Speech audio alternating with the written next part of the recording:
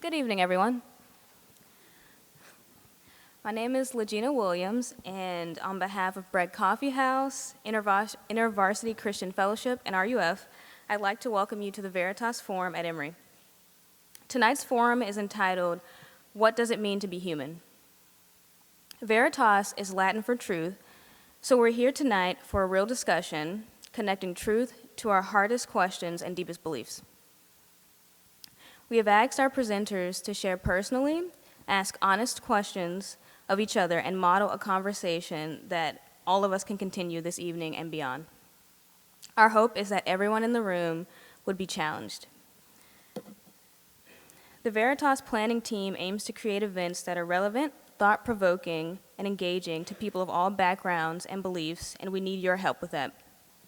Please pick up your Veritas 60-second survey card.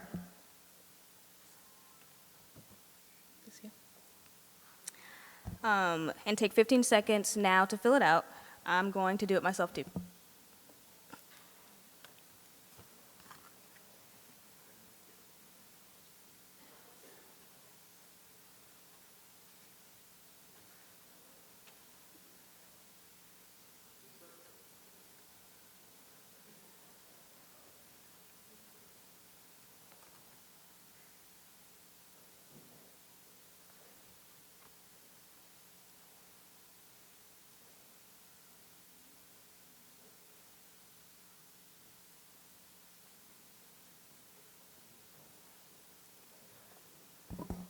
Now I'm going to ask Kevin Crawford to come up and introduce our speakers. Thank you.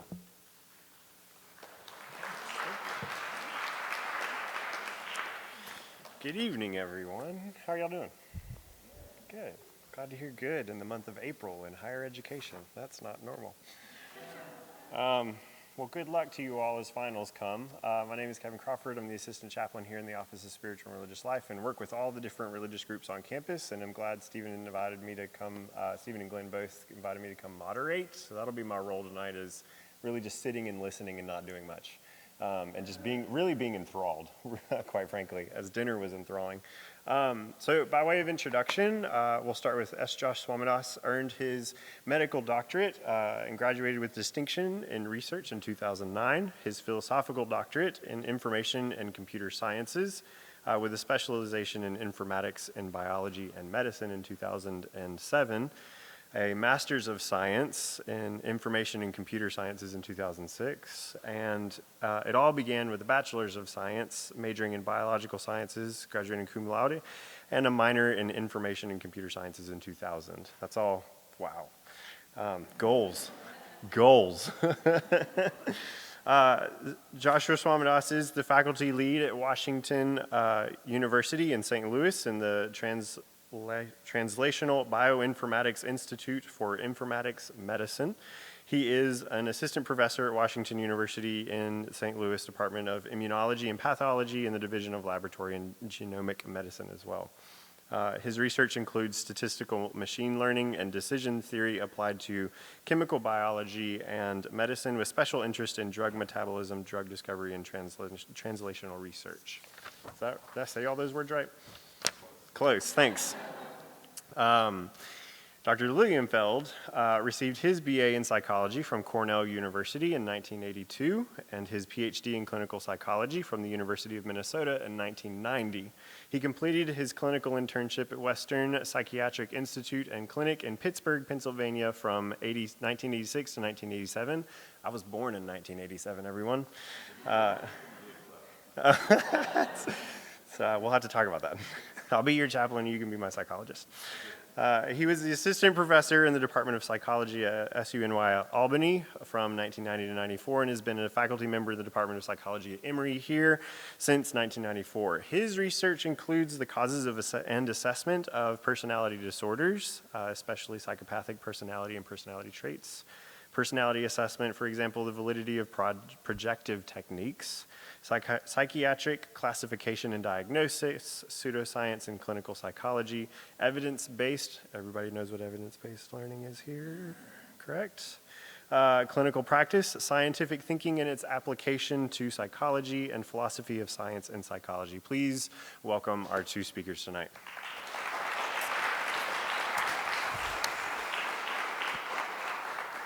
Dr. Swamidass will begin with a 15-minute projection. What do we call these, PowerPoints? Haven't been in school for a minute, y'all. Don't know what a PowerPoint is. And then Dr. Lilienfeld will follow with another 15, 20-ish so minutes, and then conversation to follow between the two of them. And then Q&A, plenty of time for that, of course, for you to disprove them with all of your might and knowledge as undergraduates. Are y'all prepared for this evening? Great. 4 questions. If you will email them to me, kevin.crawford@emory.edu. We'll put it up on the screen after our presenters have presented. That way we can get your questions in without having to cause too much of a ruckus of writing stuff down, handing it over, and we can move more swiftly. So please enjoy the evening and thank you for coming. Well, thank you for having me here. From that bio, I couldn't keep track of all of that. What it reminds me is I was just in graduate school for way too long. And so, I think the key things here is just keep in mind is I lost my entire 20s to graduate school. I became a physician and a scientist, and now I work as a scientist, and I really love what I do. As dehumanizing as my accomplishments are, I'm here today to talk to you about what it means to be human and how I've been thinking about that. And hopefully there we might find some common ground. What I want to say is that part of what it means to be human is to ask big questions. And in fact, I would say one thing that's unique to us as humans is that we wonder about our origins. We wonder about where we came from, how things got to be the way, in a way that I'm pretty sure chimpanzees don't do. Neither do gorillas, neither does your pet. We have this ability to kind of wonder about the past and where we came from. And in fact, we have embedded in us this notion that things weren't always this way. And I'll tell you that too much in education, it becomes instrumentalized. It becomes just about getting the skills you need in order to get a job. And not that we shouldn't do that, but what I want to invite you to do for tonight is to think about some of the big questions. The questions that have been asked from the beginning, and they're going to be asked tonight, and they're going to be asked in the future too. And I'll say there's 4 grand questions of origins. Why is there something rather than nothing? And I want to point out, it's not how is there something rather than nothing. It's not a how question. How is something that we can get to sometimes, if we're lucky, with science. But it doesn't always tell us the answer why. And so we can know the how, but not know the why. And this is something that, even if we can start to figure out how there's something rather than nothing, there's nothing that really tells us that this is something that must have occurred. It just happened. Why is that? Why is there life instead of just non-life? Once again, this isn't saying that we won't ever find out how, from a scientific point of view, life arose, though we certainly don't know yet. It's a question of why. There could have been a world with just non-life, but there's a world with life and non-life. Why is that? The next big question is, why is there consciousness? You have a pet, a dog is conscious, right? A cat is conscious. But there could have been a world with just plants. There seems to be nothing necessary about consciousness that it must have arisen, yet it did. And I think the last of the great questions is, why is there a human mind? Why is there something like the human mind that's arisen? We actually know that for billions of years, even of conscious life, there wasn't anything quite like the human mind. So why did that arise? Even if we can understand why from a scientific point of view, or how from a scientific view, that doesn't tell us why. And it's really this last question of the human mind that I wanted to talk about today. This is a deep question that people have been wondering out for centuries. And I'm a scientist, so I'll talk about, I'm a biologist, so I'll talk a little bit about how it's arisen in biology. So most people know who the person on the right is. That's Charles Darwin. And most people don't know who the person on the left is. That's Alfred Russel Wallace. He's the equal co-discoverer of evolution with Charles Darwin. They independently discovered it and presented it together. And we know about Darwin, and we know less about Wallace. But Wallace really was one of the people who figured out that, it really seems like we share common ancestry with other life, including humans. But there's this thing that he saw out in the world that he just couldn't make sense of, and that was the human mind. And this is called Wallace's doubt. He sent a letter to Darwin just wondering how in the world to make sense of that. And I'll say that that's a question that we should still be asking, of how do we make sense of that thing. And let me just start defining a little bit more what I mean by that thing. And I would be remiss not to mention Frans de Waal. We're really in his shadow right now here at Emory. He's at the Yerkes, at the Primate Center, just down the road. And he's really well known for talking about the similarities that we share with our relatives like chimpanzees and gorillas and so on and so forth. And he's right. He says that we have no basic wants or needs that cannot be observed in our close primate relatives. Like us, they strive for power, enjoy sex, want security and affection, kill over territory, value trust and cooperation. And some people would say that this is the scientific thing that we found out, that there's really just no difference between us and our closest relatives. And in a lot of ways, I agree with this. I can say that there actually is no difference in our basic wants and needs. However, there's more to us than just our basic wants and needs. And there is where we start to see things really diverge. We've seen other things in science too. Does anyone know who Nim Chimpsky is? There's a really great YouTube video. It's a movie that got put onto YouTube called Project Nim. And this is a really good telling of one example of what's called the Great Ape Language Experiments of the 60s and 70s. And so the general thought at this time is you can see these people look like they're dressed a little bit strange just because they're from another time, another era. And what happened is they took this chimpanzee and they raised him as a human infant from birth. Because they were wondering, they're asking the question, well, we can see all these differences between chimpanzees, us. Is it just because of upbringing? And maybe if we actually put him into a human family, in a human context, and treat him differently, and he can't speak, so we'll teach him sign language, maybe he could actually be much more human than a chimpanzee normally is. And maybe there's actually a lot more common in us than we think. I mean, this is something that actually does make some sense from a scientific point of view, because we're only 2% or so different in our genes. I mean, in some points of view, there's just very little difference. And so it raises the question of, well, maybe if we put him into a human culture, will it actually become more human? And so Nim was raised this way, and it turns out that he did not become just like a human infant. So I just had my first and only child. He's now a little bit over 2 years old. My son, at 1 year old, could put together a sentence of 5 words. He's a little bit advanced. That is 3 words longer than Nim could ever do. Isn't that amazing? There was a really interesting study that came out recently that actually looked at whether or not, because there's also a big database of how his language acquisition, and it took immense effort to train him this. There was like graduate student after graduate student. He was like basically with a human companion 24/7, spending time with them to really raise him in like a human environment, right? And so they actually carefully documented his rate of language acquisition. It was an immense amount of work. And they found out that his ability to acquire language was just far below that of a human 1-year-old. When you think about it, he couldn't figure out just some of the basic things about how compound nouns work and how you can put them together. And you can show that. So there's something very different, at the very least, about our capacities for language.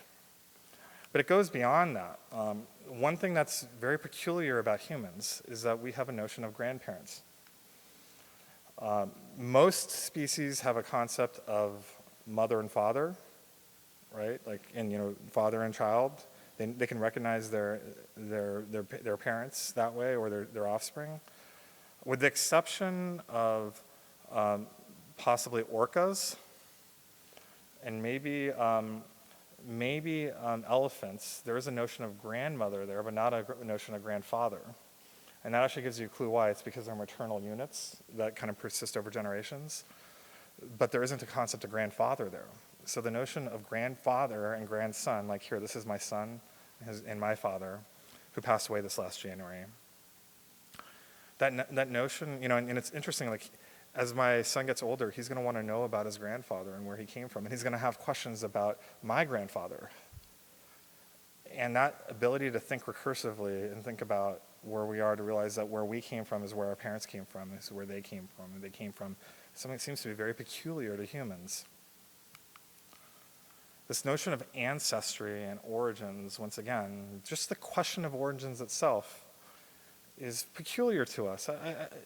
I'm certain that there are no chimpanzees holding Veritas forums. If we brought a chimpanzee here, he wouldn't be a participant so much as an object of our inquiry. There's something different about how we can actually ask about where we came from and how we're all wondering about that from our different points of view. We're thinking about our journeys of immigration to this country, the future lines we might leave, and the things that we do want to remember, and maybe even trying to suppress some things that we don't remember about how we got here. That is profoundly peculiar to us. Ajit Varki is a professor. I had the privilege of meeting with and talking with similar to this at UC San Diego. He's part of the CARTA project there on human evolution. And he would say the same thing. He would say that humans are very, very peculiar. Very, very, very, very peculiar. And he makes a comment on the human mind, which I think is really worth thinking about here. So if you look at culture and society and civilization, it really arises within the last 10,000 years. That's when we see art arising in the way we think about it now. That's where you see the languages of all the diversity we see. Written language appears. That's where technology arises, agriculture, all of these things, right? Math, physics, biology, all arise in the last 10,000 years. But that's not enough time to make sense from a genetic point of view. It's not like we created society and co-evolved with it to bring us here. Rather, that somehow we already had the capacity to enter into civilization before civilization even exists. Isn't that remarkable? And we can ask the question, if we go back 50,000 years ago, the people who were genetically there, and if we brought them forward in time and we raised them in the same way we raised, Nim Chimpsky amongst us as one of us, and we came back, in 25 years, what would they be like? Well, we know in a way what would happen. They'd be just like you. There'd be no difference. Somehow there's something that arises in the human mind, at least, 14,000 years ago, if not 50,000 years ago, or maybe even 200,000 years ago, and some people would even wonder if it was 2 million years ago, that allows us all to enter into civilization in a way that even the smartest of animals really can't. It's an interesting thought, isn't it? There's something very peculiar about who we are. We're all one, to be clear, it's not like there's different species of human out there. We're all one phylogeny. We're all one biological type.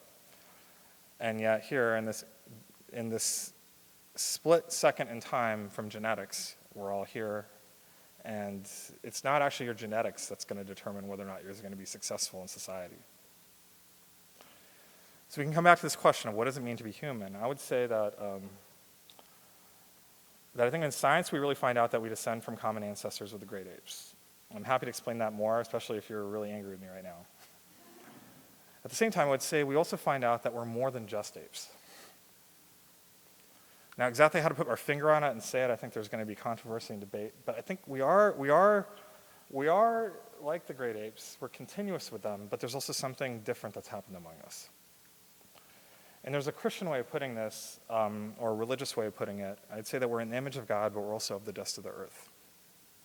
And you might object to me saying it in those terms, but I do think there's a value in thinking about those things in those ways. On my mind a lot this year is Martin Luther King.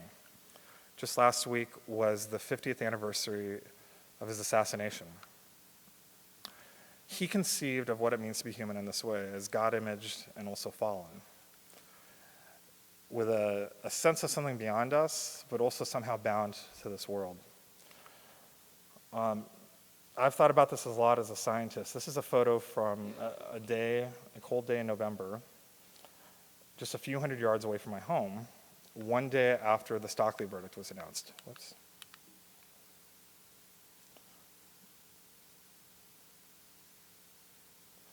And Stockley verdict was another black man who was shot and killed, and a police officer that was exonerated, and there was a lot of people angry about it. And there was a lot of protests hundreds of yards away from my house. And as a scientist, I felt the need to go see what was happening in the world. I walked out on the street, and this is what I saw. I saw police officers lined up like the military, and I saw peaceful protesters. And there's something deeply unsettling about it. I saw a world that was not as it was meant to be. And I'm a scientist, and I realized at that, in that moment, you realize that, science has come to its end. There might be some indirect things to say things about the statistics or whatever of this particular moment from a scientific point of view, but there's something happening here that's beyond science, that's unresolvable with science. And very much as I'm in the middle of a reading group on Martin Luther King, and these words were echoing through my head as I sat out there really helpless as a scientist not knowing what to do. But America, as I look at you from afar, I wonder whether your moral and spiritual progress has been commensurate with your scientific progress. It seems to me that your moral progress lags behind your scientific progress. I think part of what it means to be human is to be engaged in these deep questions too. And yeah, they aren't things that are easily fit into science, but I think there's something that's dehumanized about us when we look away. So that's my thoughts. Thanks.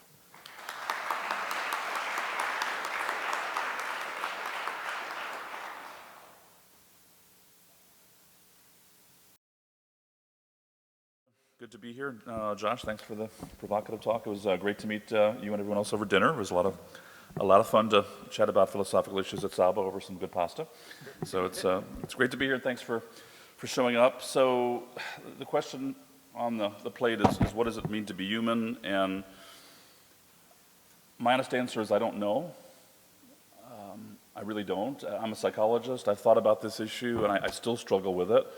So I'm not going to provide any definitive answers. I just want to share some provisional thoughts, somewhat inchoate thoughts, more from a psychological perspective. I think a lot of what I say actually is going to complement what Josh says. We may have a couple of differences of opinion, but I think there are really more differences in emphasis than anything else. And there will be actually some repetition because much of what Josh said, I think in some ways, anticipates my point as well.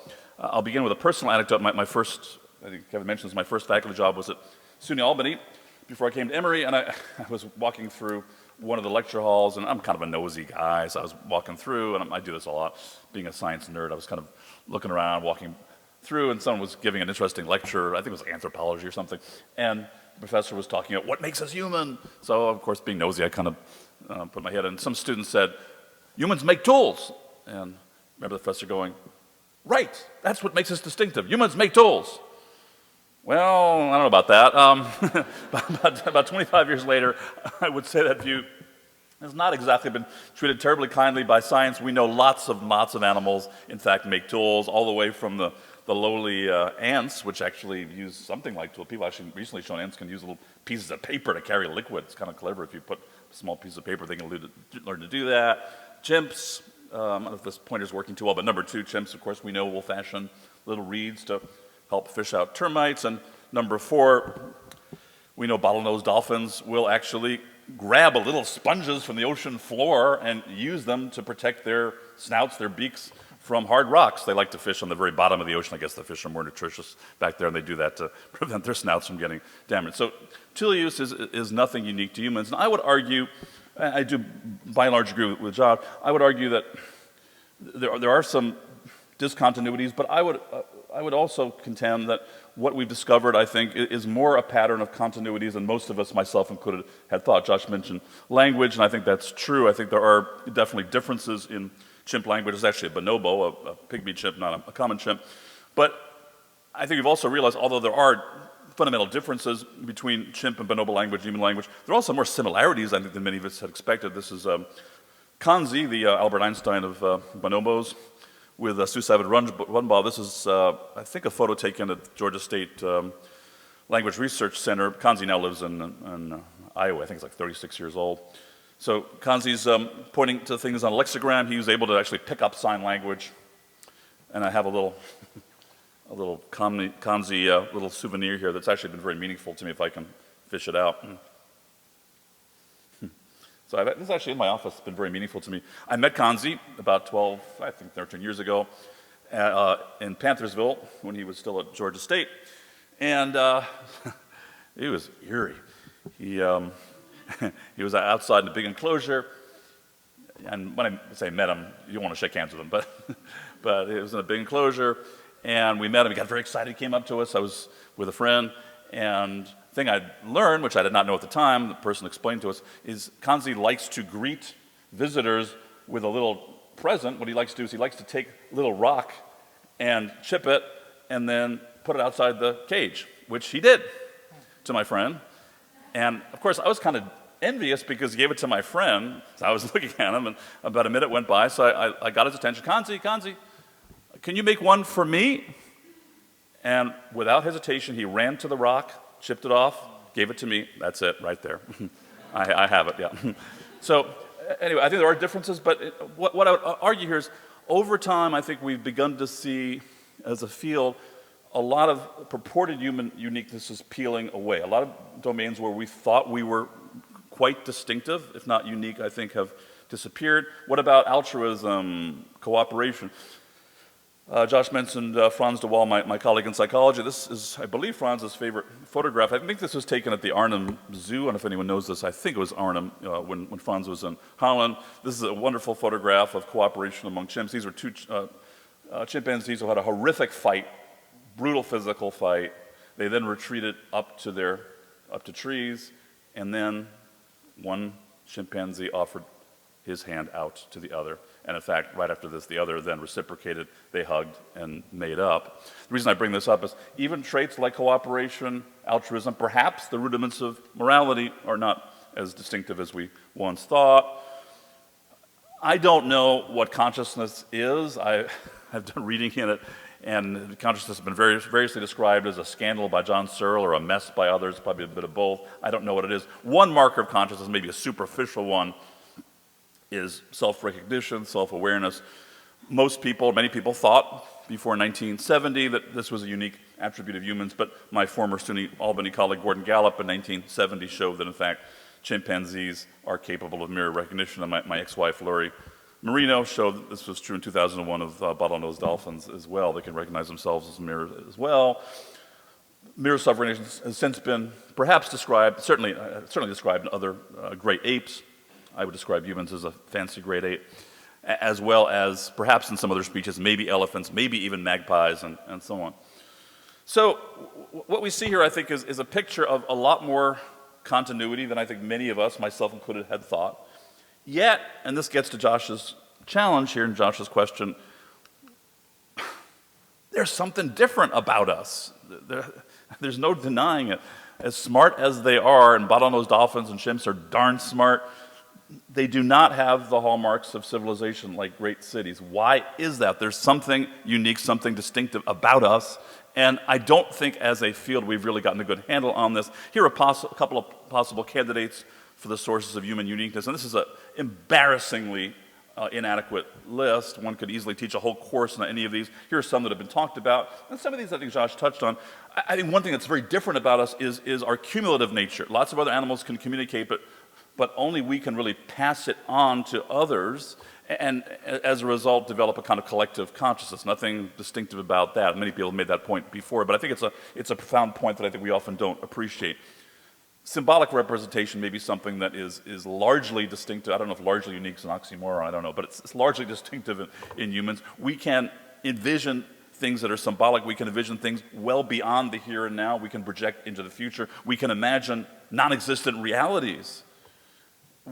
And that in turn can often enable us to project ourselves into both the past and the future. Social cooperation, undoubtedly lots of other animals have that. We know wolves engage in group hunting, but we have that to a degree that no other species has. Number 4 is one that we could talk about during the discussion section. Actually, I believe, during the Q&A, I believe this is actually a much more profound difference than many people do. Ernest Becker argued this too, that maybe if there's one domain in which we really are unique in the animal kingdom, it is our awareness of our own imminent demise, and that may have very powerful implications for religion, our embrace of the supernatural, our embrace of cultural and symbolic traditions, and so on. I'd be happy to talk about that. But what I want to focus on here is another potential candidate, and again, I don't think this is mutually exclusive of the other arguments, namely self-reflection. I think Josh sort of touched on that. Other animals can think, but we can think about our thinking in a way that perhaps is distinctive in the animal kingdom. The American educator John Dewey pointed out we don't merely learn from experience, we learn from reflecting on that experience. My colleague Rob Hampton has shown that metacognition, the ability to think about thinking, is not unique to humans, even monkeys have it, but we can think about our thinking processes, reflect on it in a way that perhaps no other species can. Whether that's a difference in kind or a big difference in degree, I don't know, but it's certainly made a gigantic difference. And Josh has made the point that we can ponder that question of Veritas from what does it mean to be human, as smart as dogs are, and by the way, I love dogs, I'm a big dog lover, but I don't think they're dogs sitting around thinking, what does it mean to be canine, let alone dogs, pondering other deep questions about the meaning of life. So again, I think that's something rather distinctive. Now, this is a remarkably powerful capacity, the capacity of self-reflection, but it also has a dark side. Sylvia Plath was here eloquently describing her own depression. Sylvia Plath tragically killed herself. Very depressed today, unable to write anything, menacing gods. I feel outcast in a cold star, unable to feel anything but an awful, helpless numbness. She's reflecting on her own depression, and there's a lot of reason to think that in turn can exacerbate depression. Other animals, I think, can show certain behaviors that we would regard as depression. I don't doubt that. But I also think there's a quality to human depression that may be distinctive, if not unique, because we can ponder the meaning of what that means. When I used to do clinical work with depressed clients, a lot of them would ask, am I going to be this way forever? What does this mean? What is the meaning of life? Am I ever going to get better? Am I ever going to be happier? And so on. And those are things that, of course, can in turn exacerbate depression. Joe Ledoux, NYU neuroscientist, has written an interesting book, Anxious, where he argues that, it's a bit of a confession actually, because Ledoux did animal work all of his life. And by the way, it's not a book that's anti-animal research. He did a lot of wonderful, important work on animal models of fear and anxiety. But what he argues here is it's not enough to understand fear at a purely neural level. Part of anxiety and fear is metacognitive. Part of what makes anxiety distinctive in humans is we're anxious, but we can become anxious about our anxiety, which in turn fuels further anxiety. Panic attacks, if you've ever had an unexpected panic attack, you will know that's actually what happens probably in human panic attacks. Other animals panic when there's actual danger. Humans are the only species I'm aware of that will have a panic attack when there's no danger at all, because, again, we can create symbolic fears. We can think, oh, shoot, what's going to happen to me now? I'm getting a heart attack. Oh my God, I am getting heart. And that, of course, makes your heart beat faster, and so on. You're imagining things that could happen to you that are not, and that in turn can provoke tremendous anxiety. So we have two different views here. We have one view from Aristotle. Actually, it's probably not clear whether Aristotle actually said this, but he more or less implied this, that man, not just man, is a rational animal. And Shakespeare, of course, wrote about this in Hamlet. What a piece of work is a man, how noble in reason, how infinite in faculty, and so on. So one view is we humans are extraordinarily rational. A more modern view, perhaps, comes from Daniel Kahneman. Very proud of Kahneman. In 2002, became the first PhD psychologist to win a Nobel Prize. Kahneman, following West and Stanovich and others, argue that the human brain is roughly, and this is an oversimplification, which even Kahneman admits, roughly distinguished into two modes of thinking: System 1, sometimes Type 1, System 2, sometimes Type 2. I think there's probably some crude truth to this. There's a part of us that is very intuitive in our thinking, that relies on gut hunches, it's fast, quick. But maybe one of the things that makes us distinctive in the animal kingdom, I don't know about unique, but Michael Gazan has argued actually unique, is that we can override our gut level impulses, and that certainly is one big difference between humans and other animals, is the capacity for self-reflection. We can say, I want to do this, but no, maybe I shouldn't. And system 2, which is largely responsible for rational thinking, is slow, analytical, and so on. And it's probably also helped to contribute to enormous numbers of human accomplishments. Probably without system 2, we would not have gotten to the moon. This, by the way, is a photo of my favorite astronaut was growing up. It was David Scott, little Emory connection here. So if you know David Scott's daughter is here a faculty member at Emory, Tracy Scott. So again, there are a lot of things that got us to the moon, but one of them is our ability to self-reflect, to imagine, to engage in symbolic thinking. That's one view, but another view is much more pessimistic. Robert Heinlein, the science fiction writer, arguing man is not a rational animal, but he's a rationalizing animal. I would actually argue we're both, and I'll get to that momentarily. I think part of what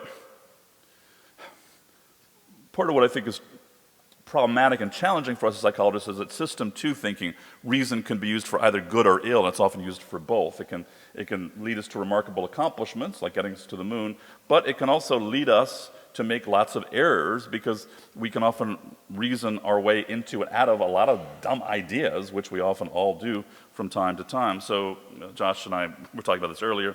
Josh was kind enough to make up this slide for me. Sir Francis Bacon in the early 1600s talked about the idols of the mind, one of them being, I think, 4 different idols, one of them being the idols of the tribe.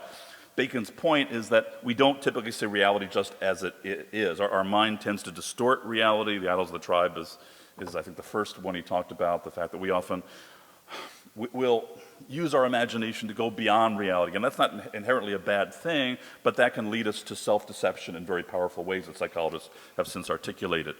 And one thing we look at in our lab is the psychology of cognitive biases, and confirmation bias being, some people argue, the mother of all biases.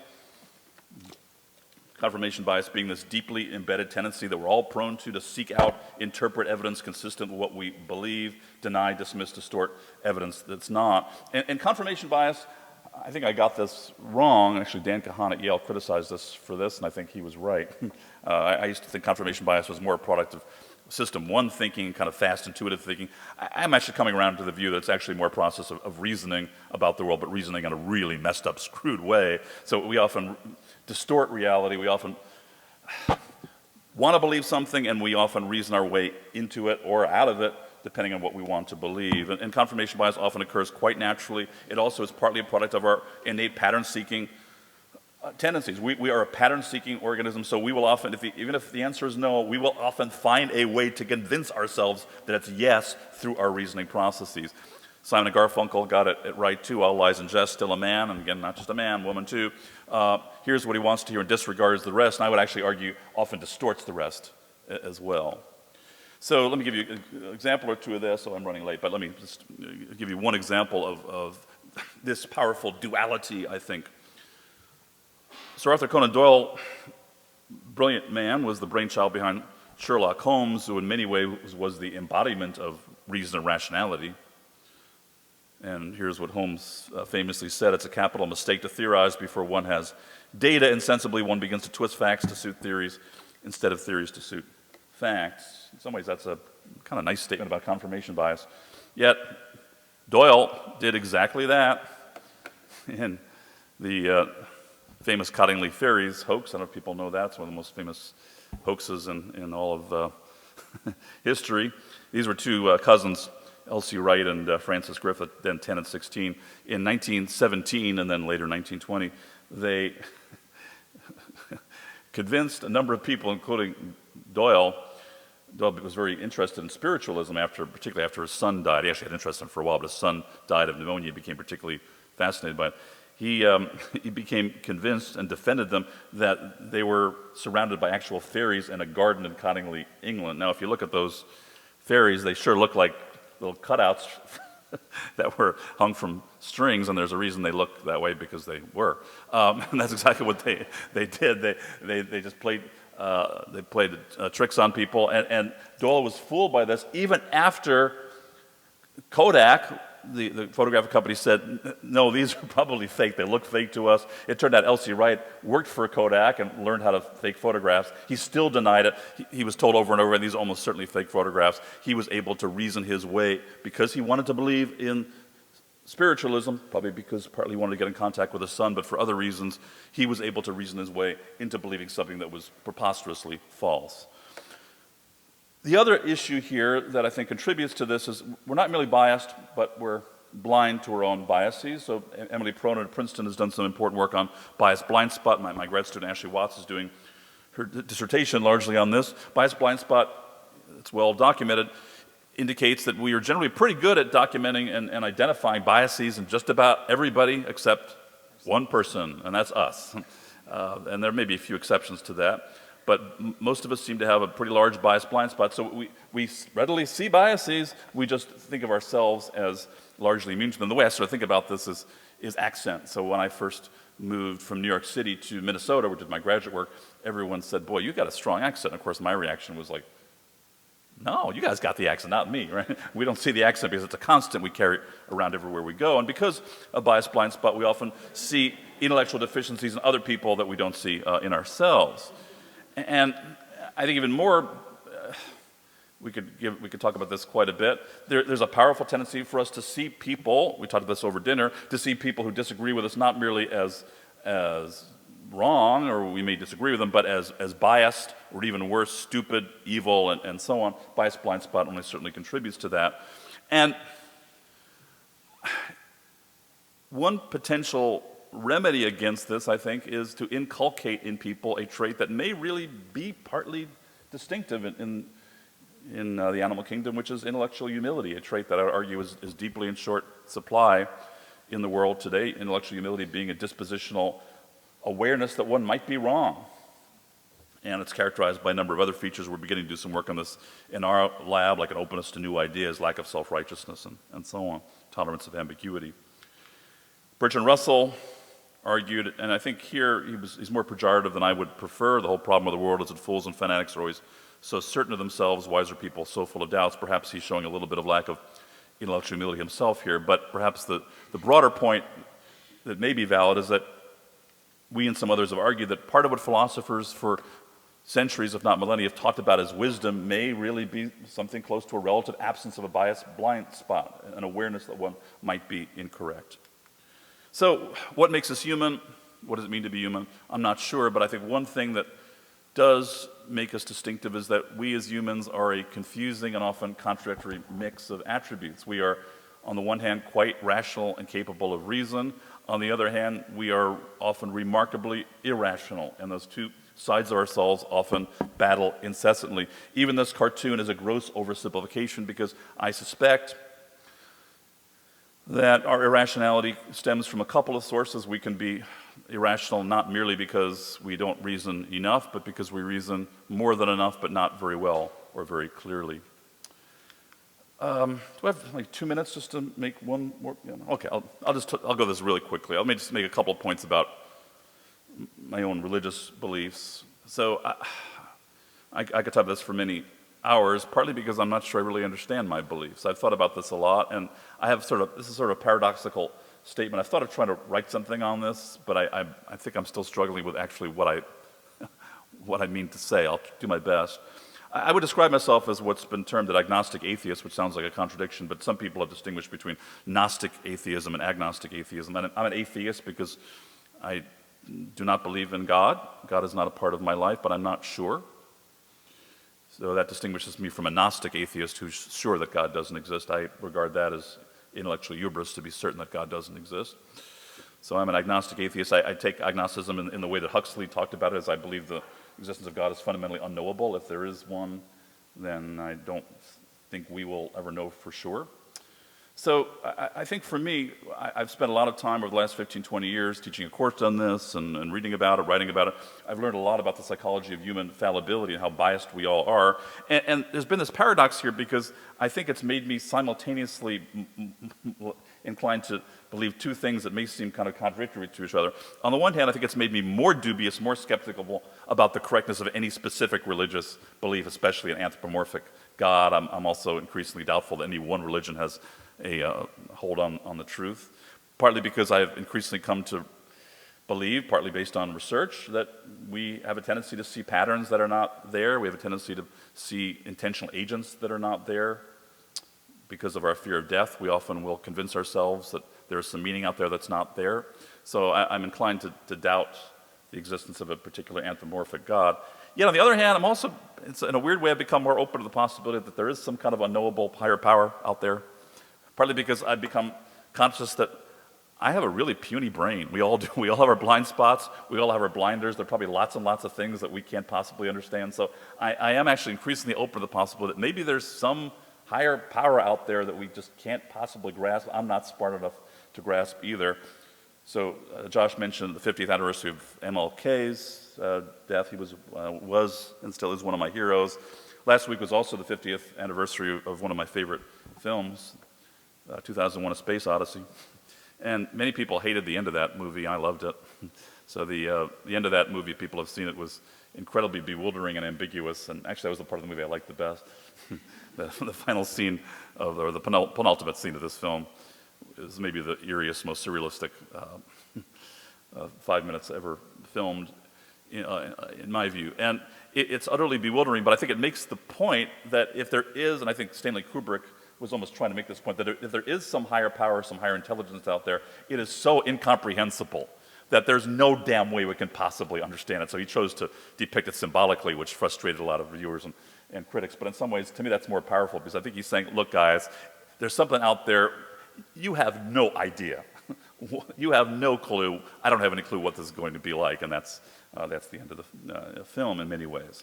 So, in conclusion, I don't think there's a God, but I do try and fail every day to model intellectual humility in this regard. So, then again, I might be wrong. Thanks very much.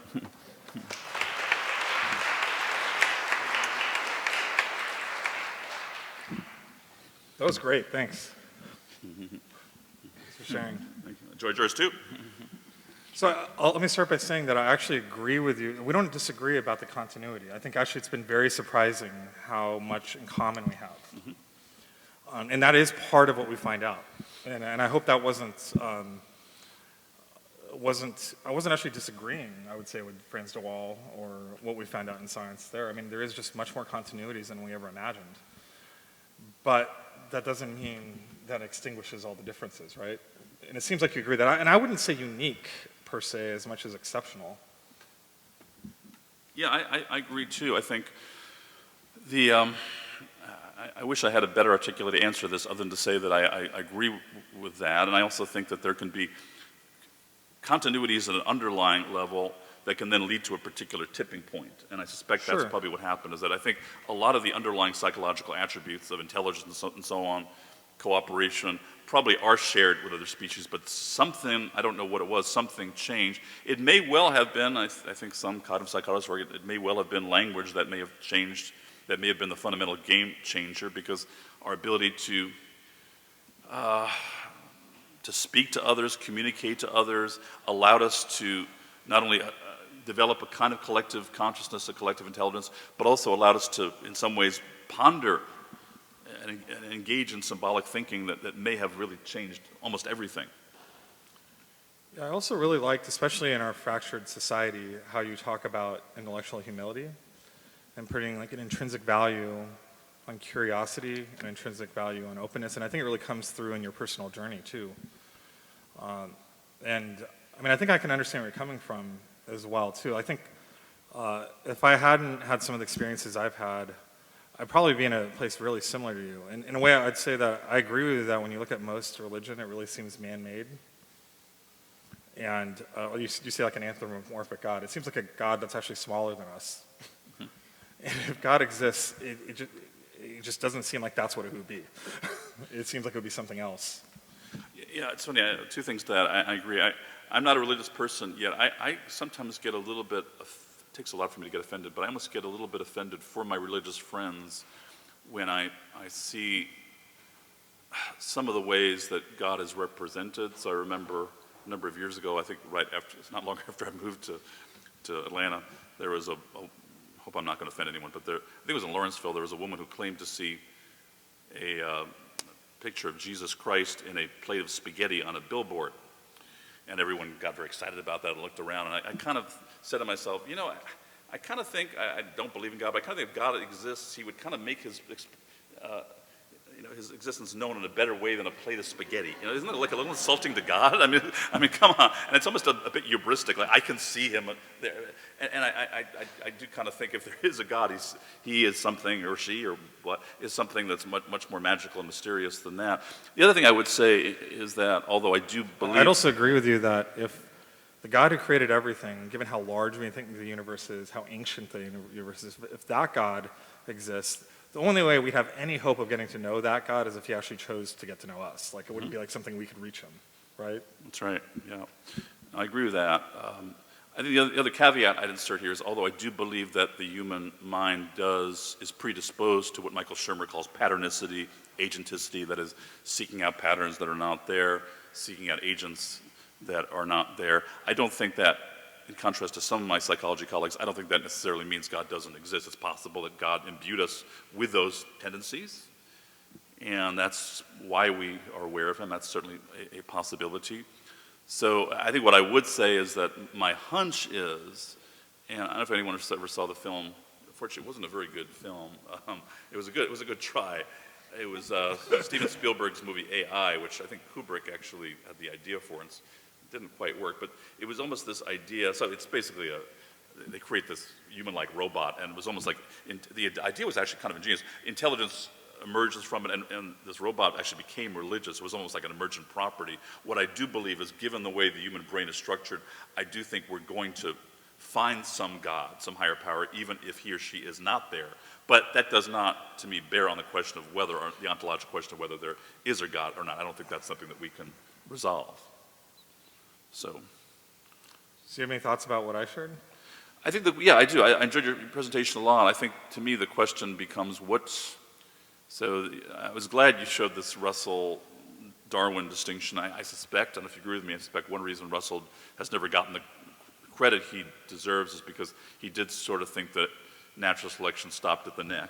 And that's maybe a little harsh because I don't think he doubted. Well, I mean, I would say that as a biologist point of view, in some ways he was right in this regard. Like, natural selection is not enough to explain the biology. I mean, like, Darwinism basically dies in the 1960s as we start to sequence more things, and we find out that you need neutral processes or non-Darwinian processes too. And so it was a really overly simplistic and, I would say, fundamentally incorrect to think about evolution from a 100% positive natural selection point of view. In fact, we find out that's a minority of mutations are fixed by positive selection. The vast majority are fixed by neutral drift. Right, exactly, right. So, I mean, though that doesn't quite answer the question, because I'm not entirely sure if we can say that the human mind arises by purely neutral drift. There's something else going on there. It's complex, but I think that's probably why he gets left the wayside. He also kind of took on some other strange beliefs too. He was a spiritualist and he was a big believer in the paranormal, which Darwin criticized him for. Yeah, and I'd say that the way how science works is that we do want to look at these things and try and make sense of them, comparing them to other things. Like, it makes sense as a scientist, and I don't dispute this, to look for the similarities between us and the great apes. I think though, we're in danger sometimes of just pretending like that account is the whole story, because there's something that's bigger than just that piece of the story at play. I mean, I think even when I talk about what it means to be human, I hope people are hearing that I'm also saying this is maybe part of what it means to be human. There's a maybe and there's also a part. I would hope we would never try to claim that we have the whole story on such a profound question, right?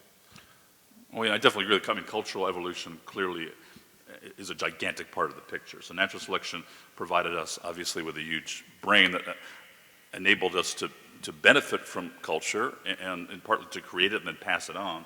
But as you correctly point out, the genetic changes in the human brain have been obviously fairly trivial the last 1,000 years, but culture has changed enormously. Yeah. So I very much agree. So what do you think? What do you think was the main, or do you think there's one major game changer? Or do you think it's been sort of a suite of things that resulted in our exceptionality? Yeah, that's a good question. I think it's hard to tell, really. It seems like it's a lot of things at once. I mean, that's part of the reason why I can sit here and talk about one thing, and that could never be the whole story. I could talk about another thing, but actually I can't even make a list that would be the whole thing. Yet even for all that list, there'd be maybe analogs we could find at some level for most of them or many of them. But the fact of the matter is that when we go out into the world, we don't see something that's a lot like the Jungle Book, right? Where the human condition, like we can't actually have a conversation with our pets the same way we have a conversation with each other. We don't have, even if we receive kindness from a wolf pack or whatever, they're never going to raise us quite Like one, I mean, it's not that, okay? It's not the Jungle Book. We don't see human-like elephants. I mean, that should just raise questions for us. When we look back in history, there was no dinosaur that it was human-like in that regard, because none of them made cities. All right? It just never has ever been like this in all human history, and it's just over the last like 10,000 years that arises. It's surprising. It's not what we expect from a certain point of view, and that should just raise questions. And I think we're kind of hitting on something transcendent, something very special that's happened here. Not to say that I know exactly what that is and how to even define it, but it seems to be a lot of things conspiring at once.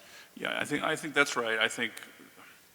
I do worry that Russell may have fallen prey, though, and I agree with what you said, may have fallen prey to what Richard Dawkins, who I disagree with on some things, by the way, but I think Dawkins coined this term, the fallacy of personal incredulity, sort of, and I think that's often a mistake that many creationists make. It's like, I don't see any way in which the human mind could have evolved evolutionarily. Oh, but you know I'm not doing that, of course, right? No, absolutely. So, I mean, I'm a Christian. I mean, I follow Jesus, is a better way to put it. But I believe that God created everything, and he did it through evolution. I'm entirely okay with that. I think that a God that made the entire universe could use evolution. And to what extent he needed to intervene, I think is a mystery from my point of view, because it doesn't tell me in Scripture. And could it have happened? I mean, if he's a God who created the universe, of course he can tinker, but I don't know. I mean, there's no way to really tell from science, because we don't really consider God's action, right? Yeah, and by the way, I should say, even though I don't share that view, I don't have any problem with that. I think as scientists, I don't think we should worry about trying to change the minds of people who have those views, because after all, I mean, Francis Collins believes that. He's he's doing pretty well as a scientist. He accepts natural selection, even though he's also a strong believer in God. So I think so long as someone still accepts the tenets of natural selection and the other parts of evolution, I don't see any problem with a theistic view as well. And I think it's been broadly consistent with my colleagues. They seem like they're going to give me tenure this year, so. Hey, congratulations! All right. So it's not the end of the world. Yeah. So, well, I mean, but I should say I attend. So I'm a member of this. It's kind of a funny name, but it's called the skeptical community. So I teach course in science and pseudoscience. So I attend some of these skeptics courses, and there's actually a very strong split within the so-called skeptical community about this very issue. That is, should we take on religion? I've been called an accommodationist or a softie, because I personally think we should accept religious beliefs and not fight them, so long as they don't conflict with science. I think if someone has a belief like New Earth creationism, the Earth is 4,000 or 6,000 years old or something, I think we should gently, politely challenge that and explain why that's wrong. But there are some people who actually, within that community, feel very strongly that we should, and Dawkins, I think, and some of the new atheists really believe that they really see religion per se as a threat to science, that we need to snuff it out. I happen not to share that view. So I'm glad that your colleagues don't. Yeah, I understand where they're view. coming from, though, because I think a lot of them have been really injured by people who are part of these religions, too. But I had a question. You're open to this idea of the God existing, and I think we both agree that the only way that you could know him is if he revealed himself to you somehow. Like, how could you posit that could possibly happen? How could that happen, that a God exists, that he could make himself known to you? I've thought about it. I don't know. As I've told people, I have thought about that. Because you seem genuinely open to that, right? As I've told people, if I woke up on the morning of 9/11, had a big impact on me. I grew up in New York City, and I used to go to the World Trade Center a lot. And luckily, I didn't know anyone, to my knowledge, that was killed in the attacks, but I knew people who saw people jumping out of the windows, and I knew people who were across the street from it. So as I've told people, if I woke up on September 12th, 2001, and the Twin Towers were standing again, okay, all right, that changed my mind. You wouldn't think that you just had hallucinated the prior day? Give me a break. That wouldn't be enough. I would double check. How could you double check? I triple check. But how could you double and triple check? That's not something that you could possibly do. Yeah, well, it's and that's always the paradox is when to trust and mistrust your perception. So, and that's something I struggle with too. Is at what point would I be willing to trust my perceptions? And I don't think there's a simple answer to that, but I think if I found overwhelming converging evidence, I might be able to change my mind. It probably would take that, something that clear. But I don't know. I've had friends who I respect who had religious epiphanies that that changed their minds where, I mean, Francis Collins had one of these, a powerful experience. I've never had that. Is it possible I could have some deep emotional experience that could convince me? Maybe. I think that gives me a bit of pause, though, because I do believe that neurologically we can be fooled into a false sense of certainty. I don't believe that certainty per se is always a good barometer of truth. And I think there are a lot of things we can be really, really, really certain about subjectively and be sure are right that are wrong. Some of this also comes from I've done a little bit of work, not an expert in it, but a little bit of work in the psychology of memory. And anyone, by the way, who's been married, myself included, has experienced that, where you have a incredibly distinct experience. I'm absolutely sure you are wrong. I'm absolutely sure it happened way X. No, I'm absolutely sure Uncle Joe and Sam got into a horrible argument. We sat them next to each other at the wedding. I remember it really said, no, you're wrong. They were sitting at two different tables. One came, and we're both 100% sure of what happened, and one of us has got to be, I assume, one of us has got to be wrong. So that's where I have some pause. So I don't have a good answer. There's about 24, sorry to jump in, 24 minutes and questions are coming in. Yeah. So if we can maybe shift. That'd be great. Students' questions. So first one that was very fascinating, this forum has described humanity very well, but how do we include humans with, say, the autism spectrum disorder or cognitive impairments with this the definition of intelligence and social interaction and a lot of the conversation? Yeah, if you notice, I did not define humans as rational. Right, yes. Good. Or as rationalizers. And actually, that's something that's very high in my mind as I think about this, because I think that our universal rights, universal dignity does not depend on our ability to participate in rational society. Now, I mean, maybe you think I'm crazy, but that's where I stand. Like, I think if there is a person who's here who cannot engage in a Veritas forum, that doesn't make them less human. So we were actually talking about this at length over dinner. So I am actually influenced to some degree actually by people like Martin Luther King and what I read in religious texts like the Bible. And when it talks about the image of God on all people, it's something that's not actually said that that's something that Adam holds. It said that it says in Genesis 1:27, it says that God made them, it's all plural, in God's image, male and female, he made them in our image. And so like sometimes Christians see that as a statement of the Trinity in the Old Testament, maybe that's true, but I think part of what's going on here is that God's image is something that's meant to be borne by our community. It's like us together. And so what does that mean? It means that like we can't actually be the best that we're supposed to be alone. There's something that actually in community that comes out that I think is supposed to reflect something greater. So it is, for example, like the father and the mother of a very disabled kid that lives a very sacrificial life for them with really great joy, that shows you something really beautiful that you can't really see even in society if that person doesn't exist, right? I think there's a capacity and opportunity that happens when we have different abilities even. And so it's not that some of us are more human than others. We're all human, but we can't really display the truth of what it means to be human except if we do it together through those differences.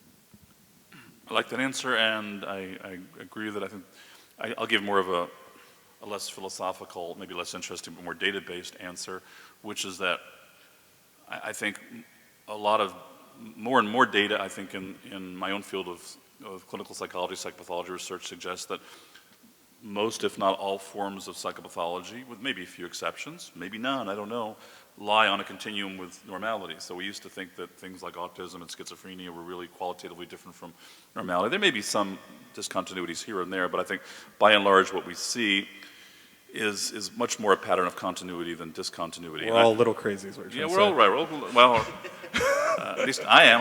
We're all neurotic, right? I mean, we all have our quirks, and I think what we're talking about psychopathology probably are extremes on one or more dimensions. And that's more of a data-based answer. Here's my more experiential answer. Having worked a fair amount in the past, I haven't worked clinically in a while, but I used to work with individuals with autism spectrum disorder, and obviously they're different in many ways, but I'll tell you something, they're a lot more like us than we think. They have a lot of the same needs as we have. They get ticked off about things. They experience happiness, they experience surprise, and yeah, maybe they have a little harder time mentalizing than we do. Sometimes they do have a harder time taking the perspective of other people, although even that's controversial. Some people doubt those findings. Even so, the similarities there greatly outweigh the differences. And having worked with kids with autism, you can often connect with them. Yeah, but if you much sharply define, which you're not doing, if you sharply define what it means to be human by your ability to be rational, which is like, even Aristotle probably did mean at that time that men are rational and would probably question if women are. That was part of what was going on there. I mean, I think it really creates a lot of problems where we start wondering if people are different levels of human based on that. You're not, to be clear, doing that. I just think that's a very reductive answer, which it's true. If you look at humans in general, we tend to be rational or rationalizers. I think we're both. I think that's part of what makes us distinctive. Yeah, but that's not the totality of what it means to be human. I agree with that, absolutely. I think people have human worth even without reason. If we excluded that, we'd exclude the vast majority of politicians. And to be clear, women are very reasonable too. It was just what Aristotle would have thought. So, you can hold back that question. He was wrong, to be clear. All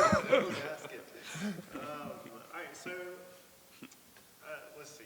There's like 400 questions here, which is great. So you'll get excited. We'll be here for a while. We're up to midnight, no problem. That's right. We'll finish them all. We'll try and give quick answers. Maybe we don't both have to answer too. But, Or y'all just... Well, give me a question. Oh, okay. What is your childhood religious background? Was religion in the home? Yeah, so I was young Earth creationist. I was raised a young Earth creationist by Indian Americans. I was born and raised here as a young Earth creationist. And for me, you talk about cognitive bias. So like I was really drawn to things like intelligent design and young Earth creationism growing up. And a big part of becoming a scientist was really finding out that that wasn't true. Not that God didn't create us, but that a lot of the bias I had there was how I was raised, but it wasn't actually even in Scripture, and it wasn't really what I saw when I saw the world. So that was like a really long and challenging path to let go of that. So I was raised in, I would say, an a-religious home, not an anti-religious home. I think my parents were, I was raised Jewish. We had followed cultural traditions. I would say I occasionally went to synagogue, but just more culturally. It was interesting. My bet is we didn't hardly ever talked about it, but I think my mom, I think was pretty clearly agnostic. My dad, I think, was sort of agnostic too, but it was interesting because he made me, even though I complained, I'm still glad I did it. I was like a typical immature kid, but he made me go to Sunday school. I don't want to go, but I went to Sunday school because he actually made me go because he felt, even though I don't think he was a deeply religious person, he felt that religion served a powerful moralizing force in society, and he thought it was important. He also thought it was important for me to be exposed to religious traditions so I could make up my own mind. And he even told me explicitly, he said, whatever you decide is fine, but I want you to sort of see what religion is like. And I think he did see religion as overall a force for good in society, even though he himself wasn't personally all that religious. And for me, I'll just add that I actually came to a point of view where I actually agreed a lot with what you were saying, where when I looked at the religion I was raised with, it just seemed very man-made. And actually, I was at the point of actually being willing to entirely leave it and become something else. Like, I don't know exactly what it would have been, maybe an agnostic, maybe an atheist. But one thing that was really there was, is there anything that doesn't look man-made in this? Like anything that doesn't look like man-made, that seems like it could be solid. And for me, the one thing that I found, it really is the one thing that I found in my upbringing and also in my current Christian faith that really didn't seem like it was man-made. It seemed like it might have been that example of like a transcendent God that was completely beyond comprehension, reaching down into our world, was encountering this person, Jesus. And it even made sense, I think, of this notion of why we felt like you kind of talked about maybe God actually put that feeling towards that. Like the sense, what you read, what I read when you kind of started looking at who Jesus is that the claim is not that actually, I mean, one way to see it is not so much that Jesus is made in our image, but rather that we were made in his image. And that it was intentional all along to enter into a relationship with us. And so this is the thing, though. It's not meant to be like this act of us to get to God. It's like really emphasizing the fact that the only way we could find that God is if he came down to us. Now, maybe I'm wrong about him. That's entirely true. But I would say if you're curious about Christianity, you can really think Christians are crazy. You can really think Christianity is crazy. You can think that churches are crazy. And maybe all of that's even true. But the one part that really, really just stuck with me was this person of Jesus that I read about in the Gospels. I don't know. Does that make sense? Yes. It's continuous. So this person writes, I would identify myself as an agnostic atheist, the way Dr. Lilienfeld identifies himself. One issue that I have that I find myself into sometimes is the inability to base my beliefs and values on a concrete philosophy that has an idea of God at the base. My question is that why cannot our minds contend with the possibility that there could be no higher power? And why are we quite alone in this universe? For instance, why do we need some divine explanation on why we are here? That's a really interesting question. Well, I mean, I would say that in some ways I'm actually very comfortable with the idea if God doesn't exist. It's not like there's something bad that happens. I mean, I'm not choosing to believe that God exists because of some sort of deficiency. But I think there's a really interesting puzzle in the question of if God doesn't exist, it is very strange that that's a question that a person who's an agnostic atheist would ask. Yeah, I mean, I struggle with that. I tend to think, and maybe this is too simplistic, Paul Bloom's argued this too, I tend to think that the human mind tends to see meaning in agents even when they're not there. I think that's part of the way we understand each other. We want to be able to understand intentionality in others, and we create meaning. We're a very social species. I think of Tom Hanks and the film. But God isn't required for meaning, right? God is what? God is not required for meaning. So like a lot of the new atheists, for example, have meaningful lives. They find a way to create meaning that doesn't involve God. But it's hard. But take my word for it. It's challenging. I think it's harder. It's not impossible. I find it challenging, and I think I went through a very profound bout of existentialism when I was adolescent to try to find What's something. hard about it? Can you explain that to me? In words, it's hard to explain it in words, but yeah, I think I can try. I think I don't believe there's any grand purpose or meaning to life. I don't believe in the afterlife. I don't think there's any teleology out there. I just sort of think we're all just kind of here floating around, and in the universe we're all going to just die. Nothing's going to happen. And yeah, that scares me. It does scare me. In fact, when I really think about it, it terrifies the crap out of me. So yeah, it is difficult, and it's actually something I struggle with virtually every day of my life, I think. So. I wonder why I'm not afraid of that. Like honestly, it doesn't seem that bad. You're a better man than I am. Part of yeah, because it seems like you're a person who really cares about truth. Oh, I do, but it doesn't mean I can't be scared of the truth. So I'm a big believer in what Sartre called genuine, sort of living authentically and genuinely.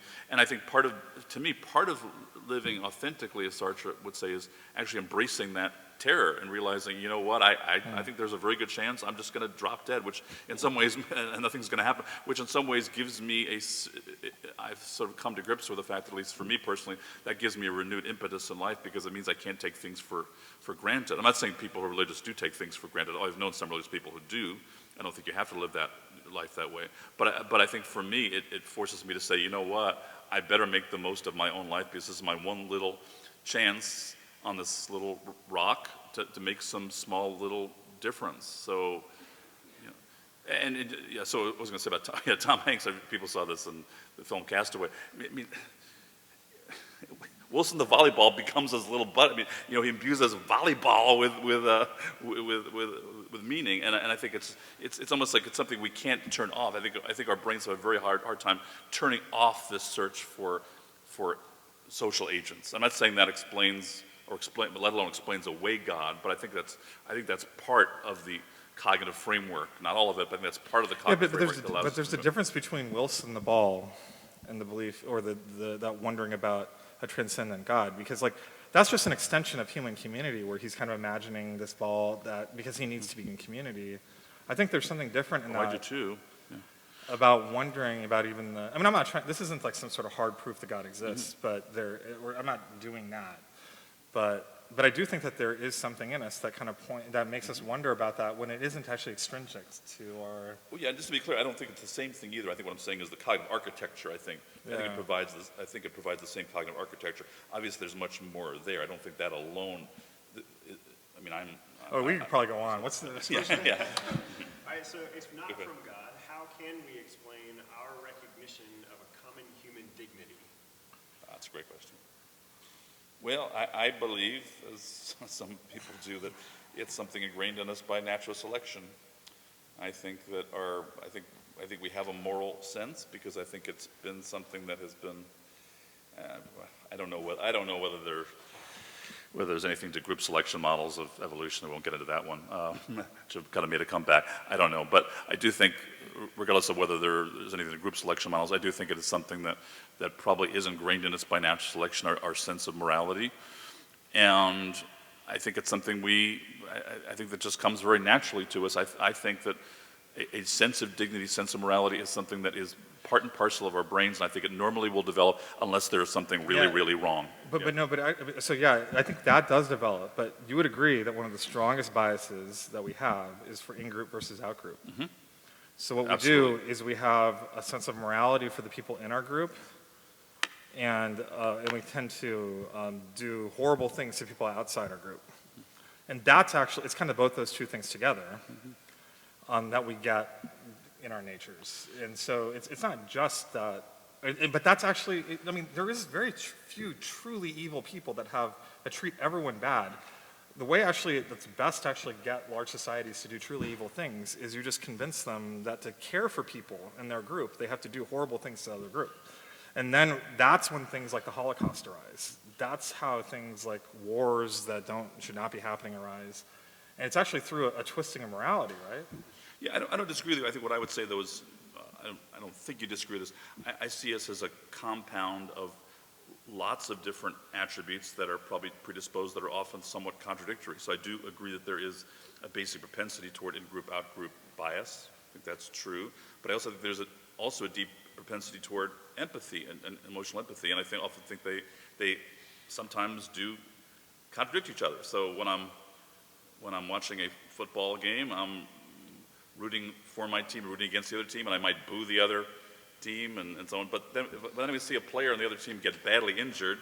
Part of me goes, oh, I feel kind of bad for that person. I feel kind of guilty I was rooting against them. So again, I think that's one thing that makes us human, is we often have somewhat contradictory feelings, and it can be very, very confusing. We can be really ticked off at people we love. We can feel a closeness toward the in-group and enmity toward the out-group, and yet at other times we can actually, in some cases, learn to identify with the out-group with time and with learning. So I think, I agree. Think both are occurring. I agree both are occurring, but I think that one of the big challenges we face is like, what's the grounding for really loving people outside our group? What's the grounding for that? And so, what I would say is that one thing that's really nice about this world that we live in right now is that you're not a Christian, you don't believe that God exists, but you also agree with me that genocide is wrong. Of course. Right? And it's not just because you have a Jewish background. I mean, like if it was like a genocide of some other people, you would think that was wrong. But we do have this common sense of reality. So everything I'm going to say here is not to say that if you're an atheist, that we have no common ground in these things. I think rather it's the other way around. It's like we do have common ground, and that these things, that there is something that is actually good. The notion that you could even say that we have like a tiny speck of existence here, that we want to do at least something good in the world, the notion that we actually we're going to have some commonality in what that good in the world is interesting. Because I think that should raise some questions. How in the world is it possible that we can have those notions without any grounding, and yet so common to the human experience that even on the abstract cases that can't really be defined? What do you mean though, when you say we have no grounding? What do you mean? Well, grounding in the sense of like, why is it that we could, it kind of gets back to, we were talking about Martin Luther King over dinner. And one of the things that was really distinctive about him, and we talked about how he really believed that everyone had universal rights and dignity, which I think everyone here, I hope, would agree. If not, we can talk later. But he also had like a concept that's kind of been lost in our culture, is this idea that he could talk to his enemies, like the segregationist, the person who was completely opposed to everything he was about. He could make it appeal to them, and he believed that it was possible that person, no matter how far gone they were, could actually respond to a call to justice, or could actually have a response to do good, which is pretty amazing when you think about how easily we write people off as being beyond the reach of things like that, right? And so and I think where he got grounding, and maybe he was wrong, is he believed that that was like something that was placed there against even that person's self-interest. That was placed there to give us like a grounding for society. Well, you may have been right. Again, I see the grounding as coming from, I think a deep sense of emotional empathy and caring is soft wired into our brains. I think it's part of who we are as human. Yeah, and I would just say it's interesting to think about that. Not at all saying that. So I'm glad that we're all on the same page. That there is a right and wrong on those things. Hope so. And it actually takes some rationalization that you sometimes get from people trying to argue that there isn't. But I think that's actually kind of very unnatural. I'm really glad that we come to that place. And actually, there's a great deal of commonality across religions, across different points of view. Even if you're an atheist, you're probably going to agree with the majority of things I'm saying. But I want to ask the question. Like, that should be surprising to us. That's one of the grand questions of why is that and how is that even possible? And isn't that good? I agree. So we only have, 398 questions left? Is that right? Yeah, okay, we can do it, yeah. In about 4 minutes, I do want to keep on this morality conversation, what it means to be human. So the question is morality constructed by humans? Is morality given to humanity? Or is it a kind of an operating principle like Newtonian physics, right? That we're able to rationally observe and then we employ religion to be able to work that morality out. What is morality and how do humans uniquely? Well, so first of all, let me start by agreeing with the psychological literature and what you said. I think that morality is constructed. That ethics is a type of construction. But I think it's a mistake to think because the humans constructed that there's nothing fundamental to it. So that, I think, is a mistake. And I think also we don't have grounding for most of the moral claims we make. So I think just the basic, let me give you a basic. All morality or ethics rests on a fact that we accept as true, though we can't prove it, that other people have minds. That's a problem of other minds in philosophy. And we have no way to actually demonstrate logically that other people have minds, because we directly perceive our own mind. We do not directly perceive other people's minds. We come to that inference and we don't actually even have a good reason to believe that. Maybe everyone else is just as good at emulating a mind, and we're the first person that actually truly has a mind. That is a real possibility. Right? I mean, that's really a possibility when you think about it, and there's no way to actually know. And if you don't actually have a mind, You do, don't worry. but if you're not, if you're just a robot, like a biological robot that has an emulation of a mind, I can actually do anything I want to. So it's actually, you can't actually have ethics without believing other people have minds. And I'm just telling you, we directly perceive that, okay? We directly perceive it. And I think it's true, but we can't actually make an evidential case for it. We can't actually provide grounding for it, because I think there's things that are true in this world that are true, even though, and they're objectively true, even though we don't have evidence, and we can't actually, and we can't do that. So I think that's kind of. I agree. So I think there's things like, for example, murdering someone we know is objectively true, even though we can't create a scientific case for it. Yeah, I mean, I think morality is partly socially constructed, but I also think some of it is partly, again, innate to the human mind. I think if you look, it's not definitive, but there are data looking across cultures. There are differences across cultures in some issues, like whether abortion is deemed to be wrong or prostitution. So, but in every single culture, rape is deemed to be wrong. I mean, at hundreds of cultures, rape is deemed to be wrong in every culture. Murdering an innocent person is deemed to be wrong. Unless it's someone outside your group, then it's different. Well, but even so, even in most cultures, raping someone outside the group is I mean, there are times during where it's condoned, but even people in other I mean, cultures, that's actually, I don't know if that's actually true to human history. Look at slavery in ancient times and also in our world. We just call it something other than rape, is what we do. It's because what we do is we say those people aren't actually human. Yeah, I think what I would say, I think that's true, but I would say is the fact that we felt a need to rationalize it away, it suggests to me that at some level, in the closing words of Saul Bellows' novel, Mr. Sandler's Planet, at some level we know. Whether we want to pretend like we don't. At some level, yes, we know, even though we can rationalize away the fact that we know. So. Well, there's less than no minutes left, but I do want to take the point of privilege to ask maybe a question of my own, if y'all are willing to. Go for it. So on this reality, on this morality, let's take the story of Abraham sacrificing Isaac and this idea of murder or sacrifice.